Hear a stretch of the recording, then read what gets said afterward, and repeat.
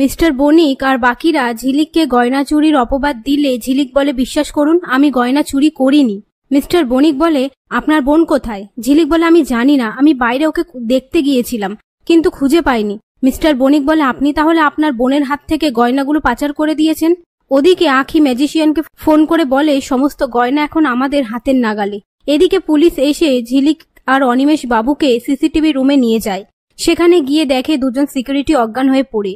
এরপর তাদের জ্ঞান ফিরলে তারা বলে, কেউ একজন এসে স্প্রে দিলে আমরা জ্ঞান হারিয়ে ফেলি। তারপর পুলিশ সিসিটিভি ফুটেজে আঁখিকে দেখে ঝিলিক মনে করে গয়না চুরির অপবাদ দেয়। ঝিলিক বলে, বিশ্বাস করুন এটা আমি নই, আঁখি। পাশ থেকে অনিমেষ বাবু বলে, কি বলছিস কি তুই? আঁখি কোথা থেকে আসবে? ঝিলিক বলে, আমি বলছি, বিশ্বাস করো এটা আঁখি। এরপর পুলিশ ঝিলিককে অ্যারেস্ট করার কথা বললে ঝিলিক বলে, বিশ্বাস করুন ওটা আমি নই, আমার বোন আঁখি। তখনই দেবা বলে, কি বলছিস কি তুই? তুই চুরি করে আঁখির নামে দোষ দিচ্ছিস? আমি বিশ্বাস করতে পারি না যে আঁখি গয়না চুরি করবে। ঝিলিক বলে, আমি যখন বাইরে গিয়েছিলাম ও স্কেটিং এ করে সেখান থেকে চলে যায়। দেবা বলে, কি বলছিস কি তুই? ও স্কেটিং করবে? ঝিলিক বলে, ওই গয়নাগুলো ওই চুরি করেছে। দেবা বলে, যদিও গয়না চুরি করেও থাকে তাহলে তোর কথাই করেছে, ও তো তুই ছাড়া কিছুই বোঝে না।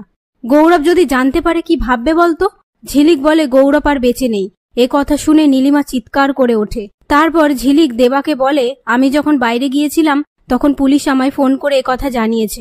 আমি তোকে বলিনি কারণ তোর শরীরের অবস্থা ভালো নয়। দেবা বলে, আঁখি কি বেঁচে নেই? ঝিলিক বলে, ও আছে, কিন্তু কোথায় আছে আমি কিচ্ছু জানি না। তখনই পুলিশ বলে, আর কত কথা বলবেন নাকি? এবার আমাদের সাথে তো যেতে হবে। সেই সময় ঝিলিক অর্ককে বলে, থানা থেকে গৌরবকে এনে সৎকারের ব্যবস্থা করো, ওকে যেন বেওয়ারিশ লাশ বলে পুড়িয়ে না দেয়া হয়। আমার গৌরব বেওয়ারিশ নয়।